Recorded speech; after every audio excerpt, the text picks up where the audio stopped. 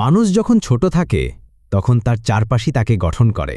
একজন শিশুর বাড়িতে যদি চুরি, প্রতারণা বা দারিদ্র্য প্রতিদিনের চিত্র হয়, তাহলে সে সেটাই শেখে। একটা 5 বছরের বাচ্চা যখন দেখে তার বাবা খাবার চুরি করছে বাঁচার জন্য, তখন সে বুঝে চুরি একটা বেঁচে থাকার উপায়। এভাবেই চুরি শেখা শুরু হয় জীবনের প্রাথমিক ধাপ থেকেই। বিশ্বব্যাপী গবেষণায় দেখা গেছে, প্রচণ্ড দারিদ্র্যের মধ্যে মানুষ বেঁচে থাকার জন্য অপরাধে জড়িয়ে পড়ে। যখন কারো ঘরে খাবার না থাকে, সন্তান না খেয়ে কাঁদে, তখন নৈতিকতা, মূল্যবোধ এসব হারিয়ে যায় ক্ষুধার কাছে।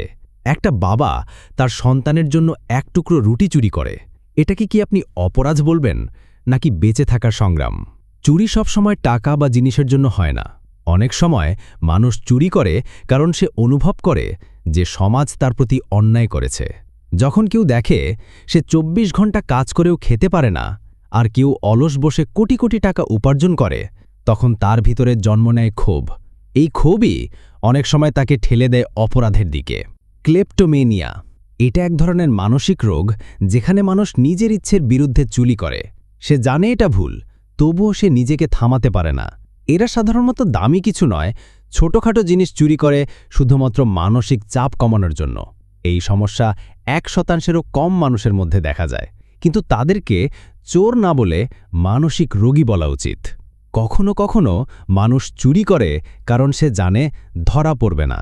যেখানে নিরাপত্তা নেই, আইন নেই, সঠিক বিচার নেই, সেখানে অপরাধীরা সাহস পায়। এটাই হয় দুর্নীতিগ্রস্ত সমাজে। এখানে চুরি শুধু দরিদ্র মানুষ নয়, বড়লোকরাও করে। তারা করে কোটি টাকার চুরি, যাকে বলা হয় সাদা কলারের অপরাধ। সব মানুষ কি চুরি করে শুধু দরিদ্রতার কারণে? না, অনেকেই চুরি করে লোভের বশে। অতিরিক্ত বিলাসিতা, জুয়া, মাদক বা অবৈধ সম্পর্কের খরচ চালাতে গিয়ে অনেকে চুরি করতে বাধ্য হয়। তারা চায় আরও বেশি, আরও দ্রুত, আর এই আরও পাওয়ার লোভই ডুবিয়ে দেয় তাদের বিবেক। একজন মানুষ চোর হয় কারণ তার ভিতরে থাকা মানুষটাকে সমাজ ধীরে ধীরে মেরে ফেলে। সবাই চুরি করে না, কিন্তু অনেকেই চুরি করতে বাধ্য হয়। তবে চুরি কখনোই সঠিক পথ নয়। সমাজ যদি সঠিক শিক্ষা, সহানুভূতি আর সুযোগ দেয়, তাহলে মানুষ অপরাধ নয়, ভালোবাসা বেছে নেয়।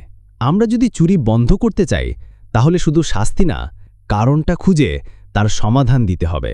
ভিডিওটি দেখার জন্য ধন্যবাদ।